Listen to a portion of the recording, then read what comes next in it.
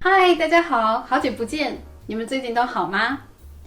那首先我想说，我特别感谢你们对我节目的支持，以及对我的信任。你们的留言啊，我都看到了，而且非常感谢你们把自己的故事，包括成长经历分享给我。还有就是我看到我的粉丝之间啊，也互相帮忙解答问题，给予鼓励等等，都特别让我感动。而且你们对我的肯定与认可，也极大的鼓舞了我。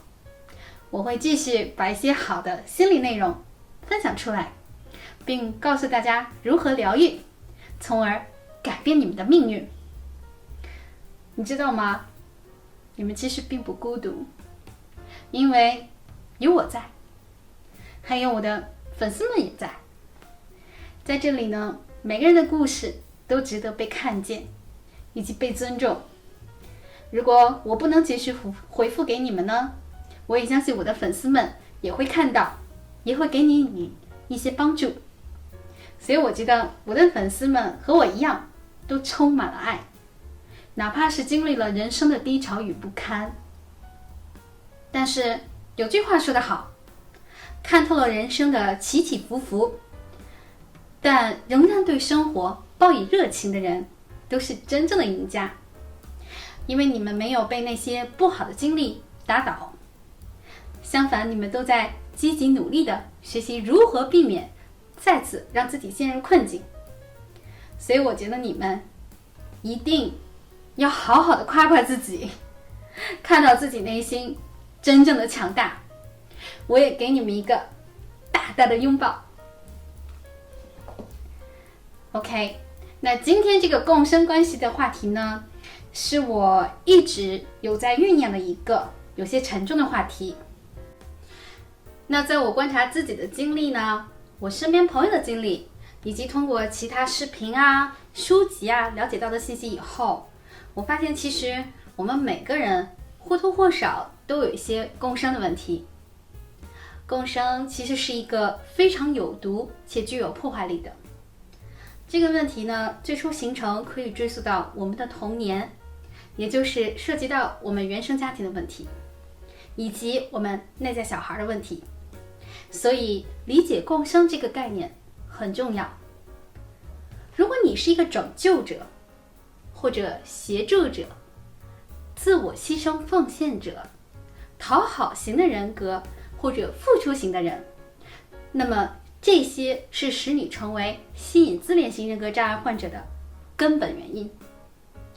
你因为这些角色而成为一块吸铁石，而自恋的人呢，就是这样被你吸引到你的生命中来，之后你们形成了童年创伤性连结。这个呢，是我在之后会讲到的话题。而这个吸铁石的特性呢，我们称之为共生或者共依存。所以啊，如果不想再吸引到自恋型人的人到你的生命中来，我们必须要疗愈好我们的共生问题，从这些角色中走出来。那么什么是共生呢？先看看这些图片，审视一下自己是否有这些问题呢？如果有啊，那么我将教会你如何识别共生以及如何疗愈。那这些图片呢，是我从一个我非常欣赏的人生导师 Lisa A. Romano 那里摘下来的。因为我觉得她的图片啊，非常简单明了的解释了共生的一些特征。大家看一下这些图片，你们是否有些同感呢？那么疗愈这个问题呢，其实需要我们卸下内心的戒备，勇敢的呢去回顾我们最不愿意面对的童年创伤，并体会那些五味杂陈的情感，包括愤怒、焦虑、痛苦、迷茫，尤其是悲伤，还有哀悼。可能在你心中根深蒂固的父母的形象呢，也会毁于一旦，必然会引发强烈的失落感和被遗弃感。所以我希望大家能够根据自己的自身情况，以你觉得舒服的步伐来看我的视频。如果部分内容呢让你感觉非常的不安，那么不妨放慢速度。重要的是我们要有所收获，而不是一味的追求疗愈的速度。本期视频呢，我会从心理学以及灵性学2个角度讲述什么是共生，以及产生共生的其中一个重要原因——情感缺失。在之后的视频里呢，我会逐步告诉大家产生共生的其他原因，以及共生自测表，还有如何疗愈。那我会分享我的英国心理医师呢是如何疗愈我的方法还有就是我从书本里学到的具体的做法，还有一些视频博主介绍的疗愈的方法。我把这些具体的工具通通介绍给你，使你能够在与有毒的父母的关系中扭转局面的同时呢，你在亲密关系中的问题也会得到解决。消除父母对我们造成的负面影响是一个循序渐进的过程，内在小孩呢也需要我们时不时的去关照，但是最终你内心的力量将得以释怀，你隐藏多年的自我呢也会得到解放，你将找回自己本应成为的那个富有爱心、独一无二的人。通过我们的共同努力，我将帮你挣脱束缚，成为你自己生活中的主人。好，废话不多说，让我们进入今天的正式主题。首先，什么是共生关系呢？从心理学上讲一句话呢，就是牺牲你自己的需求去给予他人所需。 Sacrifice your needs for the needs of others。 注意，我没有说你帮助他人、协助别人，这个是更深层的意思。你牺牲了你自己的需求，忽略了你自己的需求，去给予他人需要的帮助。而这个有毒的地方呢，就是你自我的价值感全部或部分依赖于别人对你的认可上，你不断的向外索取你的自我价值的认可，而自身呢没有一个强有力的根基。所以共生的核心呢，就是你把自我的价值感完全交给了外界去定义，而不是你的内在。明白了这一点，你就知道这是一个多么危险的事情。这种驱使下呢，形成了一个你潜在的行为模式，就是你需要拯救别人、帮助别人、照顾别人，但是却忽略了自己的自我需求，完全处在自我牺牲的状态上。共生呢，其实是会上瘾的。 Codependency is an addiction， 就像那些酗酒吸毒的人一样，所以你会不自觉地被那些有上瘾症的人吸引。比如真正的酗酒者、赌博者、吸毒者从而让自己陷入一段有毒的关系里。那在这段关系里面呢，你就充当着拯救者、协助者、照顾者的角色。你没有意识到的是，虽然你对这些酒精赌博吸毒这些不良药物等等都并不上瘾，但是你上瘾的对象其实是人，因为你把你自己的价值感呢放在了别人的手里。也就是说，你需要别人对你的行为认可，才可以获得价值感。所以你上瘾的对象是人，或者某类人。很多时候我们的父母呢，其实就是有可能是某类上瘾症患者。那你可能小的时候就忙于拯救父母照顾他们，包括照顾他们的情绪却没有意识到你自己对人也是上瘾的。那比如我有个朋友，他也是刚和一个自恋人格障碍的人刚分手，那他和房东一起合租，最近得了抑郁症而不自知，给我打电话呢，才意识到自己正处在抑郁症中。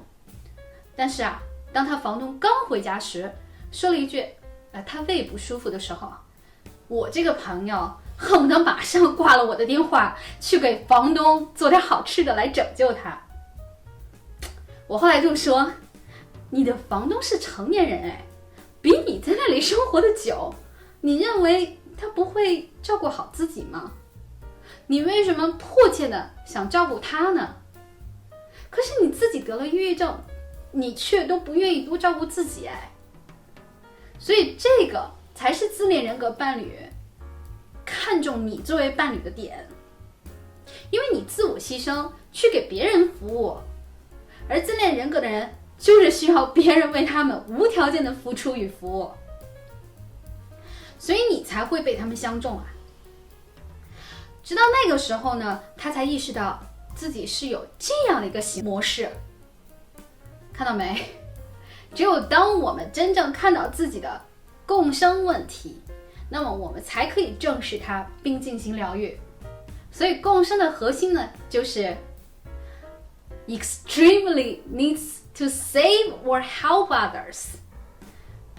翻译成中文呢，就是迫切的需要拯救或帮助别人。那你可能会说，我牺牲自我去拯救别人、帮助别人，这有什么问题啊？其实问题并不在于你去帮助别人这件事，而是在于你需要通过帮助、拯救别人的行为，让别人呢来认可你，从而你才能找到自我价值感。也就是说 ，you depend on others to validate your self-worth。那再直白一点，就是你需要别人，需要你。记得我之前提过，自恋型人格的人，他们真的需要别人需要他们吗？你一样的道理，你也是，你也需要别人需要你，因为只有这样呢，你才能找到自我价值感。那当你身边没有其他人需要你的时候，你反而无所适从了，你感觉很糟糕，而且你感觉不到自我价值感，因为你需要别人需要你，你迫切需要帮助别人、拯救别人，但是你并不是真的出于善心、无偿给予别人帮助，而是有被需要的情感诉求在里面的。其实如果你对自我觉察更深的话呢，你会发现你也是会情感操控的人。你肯定不相信对吧？你说我怎么可能会情感操控别人？好，让我解释来给你听。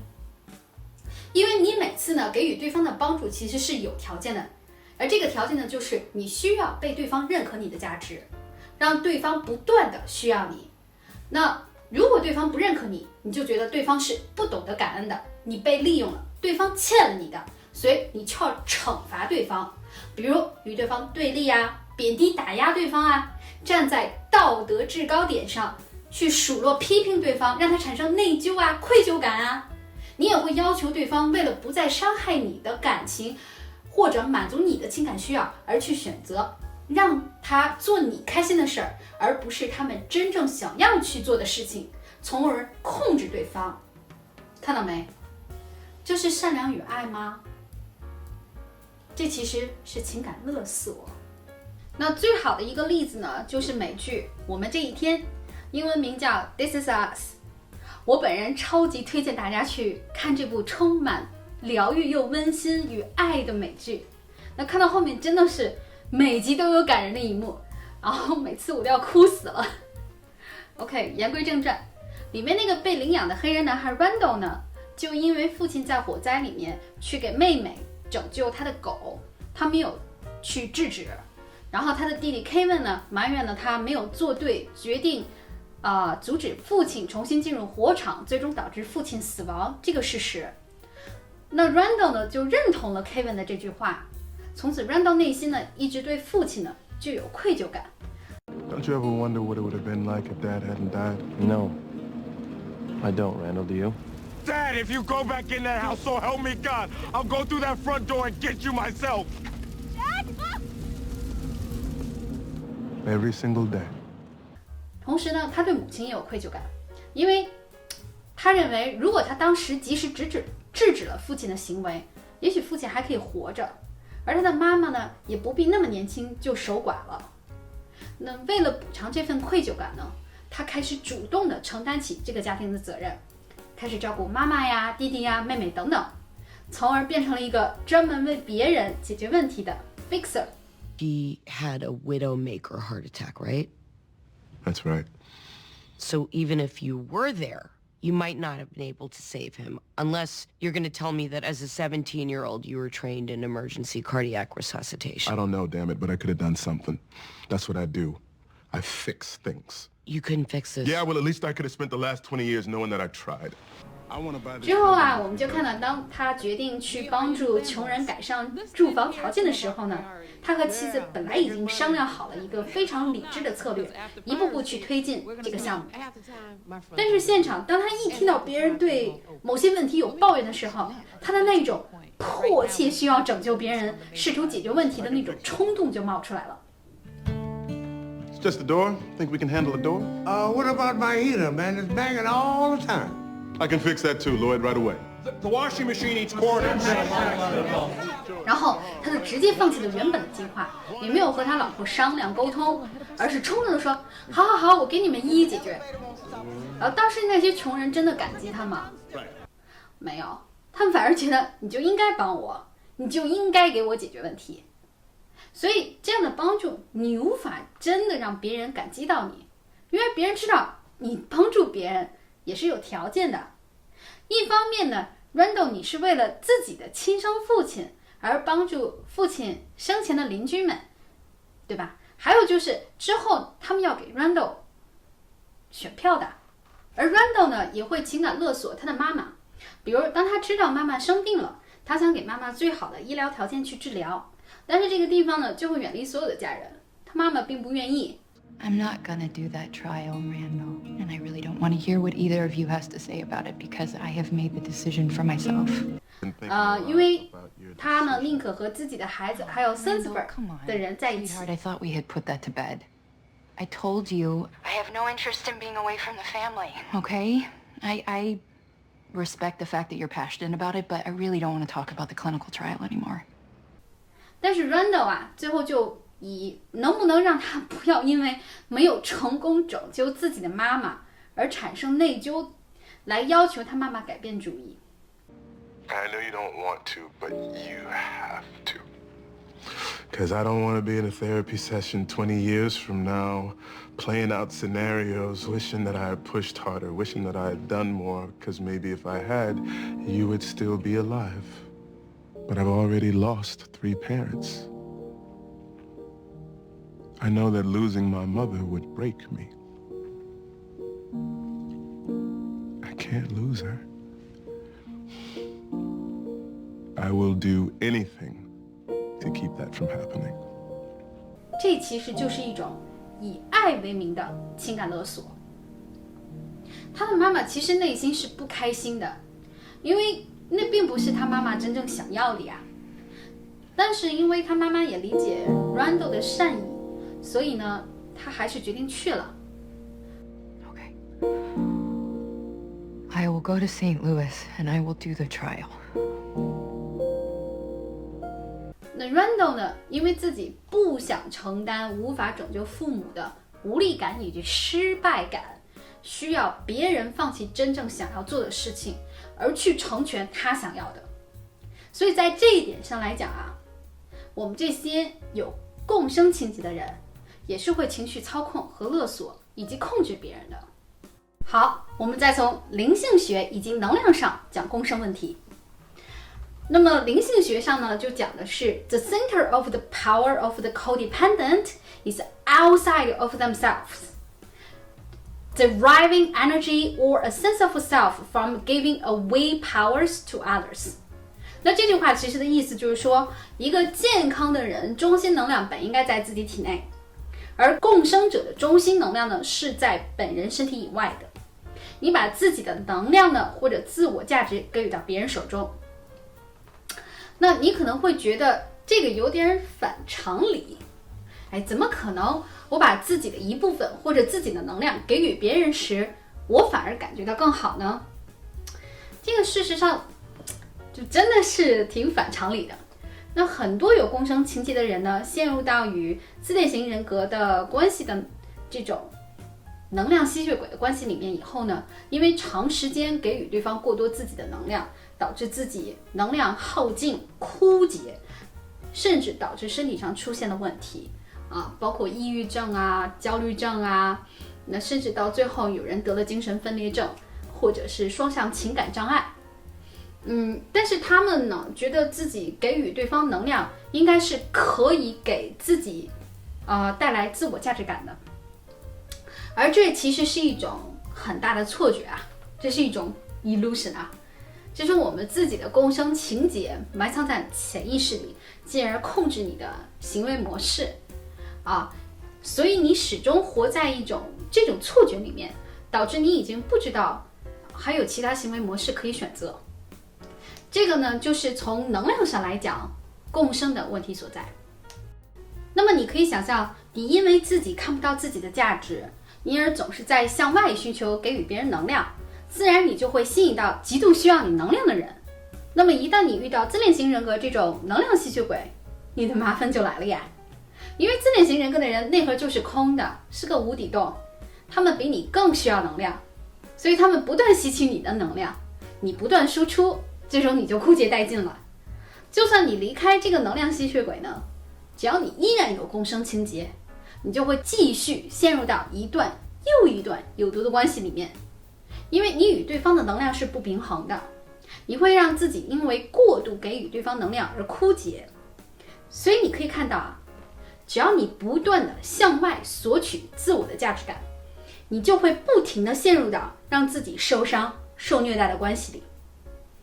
尤其是当你把你的价值感寄托在别人身上的时候，其实是最危险的。因为人是千变万化的，你无法控制别人是否给予你所需要的价值感。那我们再用一个健康的有能量的人来进行一个对比。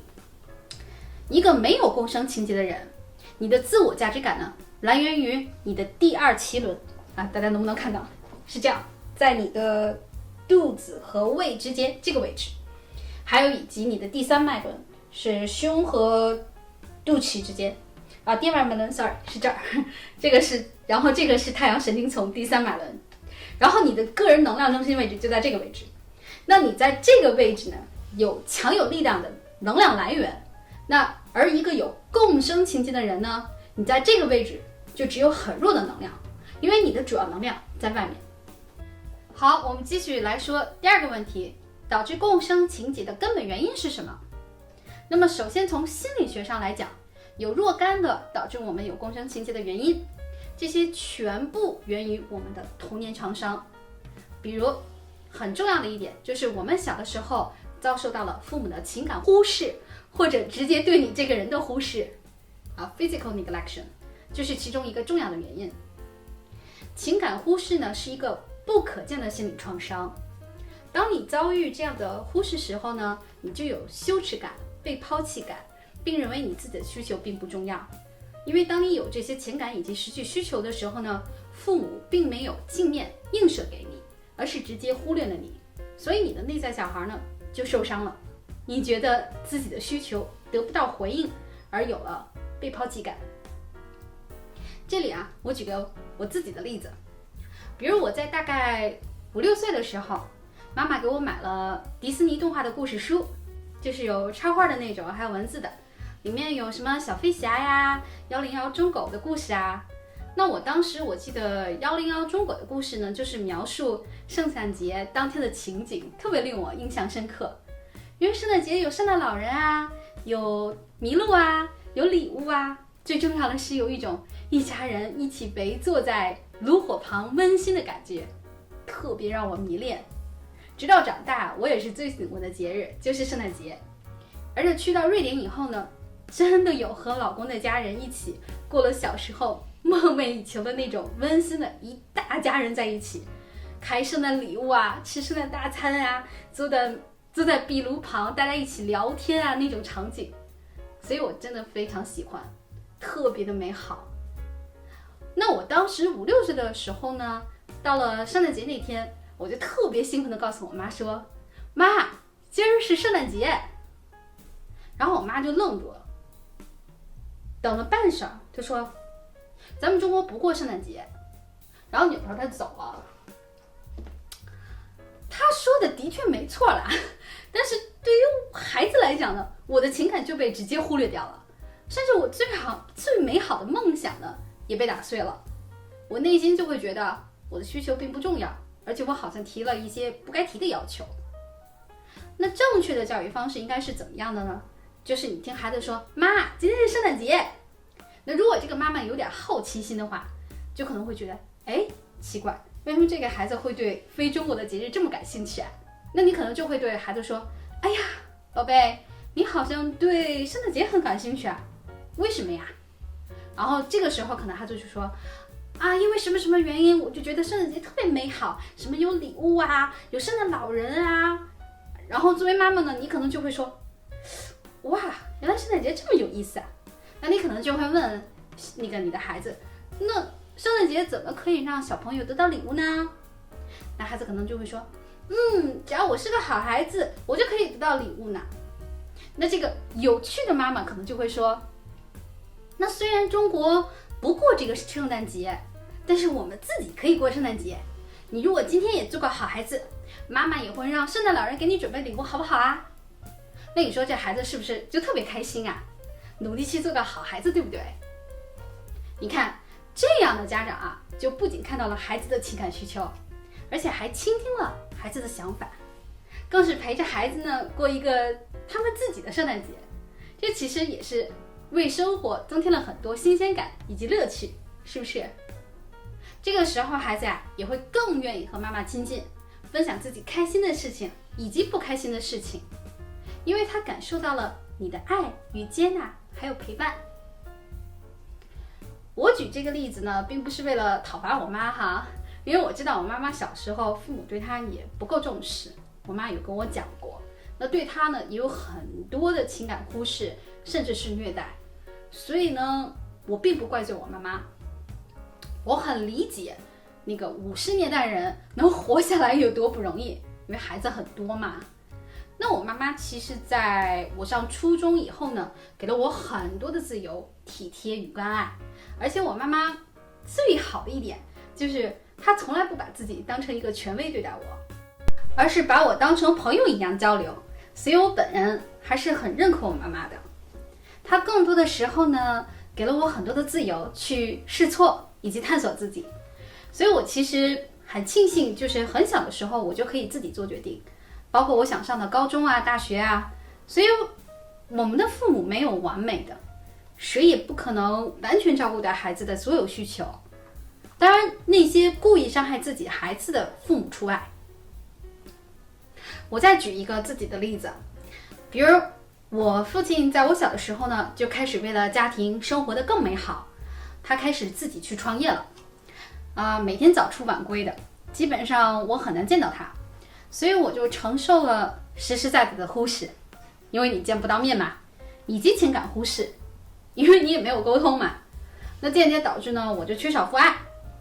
那么我们就会有一些不自律啊、上瘾症啊，还有抒情障碍等问题。那我就觉得我是有某些问题的，比如我可能对甜食容易上瘾，还有就是我自认为我的言语表达能力还有提高的空间。不自律的问题我还好，我一直都对自己是有比较严格的要求的。但是当我去疗愈被父亲忽视的内在小孩时候呢，我的内在小孩真的是特别的悲伤，当时哭得泣不成声啊。因为我爸爸也是有些自恋倾向的，然后我有跟他说这个问题，然后有的时候说出来的话呢就特别的伤人。当他特别冷漠的对待我的时候呢，那种感觉已经不仅是情感需求被忽略了，而是我感觉直接被他抛弃了，是那种爸爸不要我了的感觉，所以特别令我伤心。然后我的心理咨询师呢就一直陪着我，引导我和我沟通，带着我呢一点点呢走出那种感觉。所以之后的视频呢，我也会把这个方法传授给大家。还有就是一个情感缺失的例子，我认为可能观看我视频的你们很多都有亲身体会。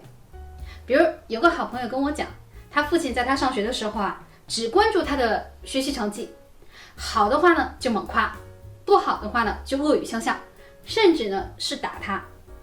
这个父亲的掌控欲呢比较强，什么事儿呢都要按照他的想法来做，否则就会来批评他。但是这个父亲从来没有关心过他生活的开不开心啊，今天有没有遇到什么有趣的事情啊，是否在学校结交了一些好朋友啊，那除了学习有没有其他孩子想分享的事情呢？这些父亲呢都没有过问过，所以这个孩子就觉得，只要我成绩好，我才能得到一点点父母的关爱，但是如果我没有，就压根儿得不到父亲的爱与接纳。甚至他写作业和他不写作业，家长呢总是有话可以挑剔他、批评他，搞得他最后呢就直接对他父亲发火了。我们现在的社会教育改革之前，这种只重视学习的充满焦虑的父母很多，是不是？然后呢，甚至有广告就在售卖家长焦虑，什么今天你如果不培养你的孩子，你就在培养他的竞争对手等等，对吧？就使得更多的家长呢不去关注孩子的身心灵健康，而是只关注他们取得的成绩，管孩子管得特别严，时不时呢再把自己的孩子和其他孩子比较一下，对吧？跟自己亲戚的孩子比较一下，那好让孩子觉得你还不够好，是不是？然后慢慢的呢，孩子就不愿意和他们沟通了，他们还觉得，哎呀，你们怎么这么叛逆呀？脾气这么大，说说你就闹脾气，对吧？结果呢，导致现在上学的孩子呢，很多都得了抑郁症。我们上学那会儿很少有孩子得抑郁症的，可是为什么现在这么多孩子得抑郁症，而且得抑郁症的孩子越来越趋向于年轻化了呢？对吧？因为他们都缺少了父母给予的情感上的关爱，所以情感缺失真的对我们这一代，甚至是现在的孩子们影响真的太大了。那我之后呢，也会针对情感缺失这个问题呢带来的影响，单独拿出来讲解和疗愈的方法。所以这几个例子都是典型的由于父母对我们的情感忽视以及直接的忽视造成共生问题的证明。好，由于时间关系，今天先讲到这里。觉得你身边的好友或者父母呢也有共生情节的问题，那么欢迎你也把我的视频呢转发给他们看。如果越多的人能够意识到共生问题的严重性，就能有越多的人可以呢通过我后面的疗愈视频来改变自己的命运。下一集呢，我来讲另外的造成共生的根本原因以及自测表，方便大家呢看看自己的共生情节到底有多严重。感谢大家的关注与支持，欢迎给我一键3连，也欢迎你订阅开启小铃铛哦。咱们下期见，拜拜。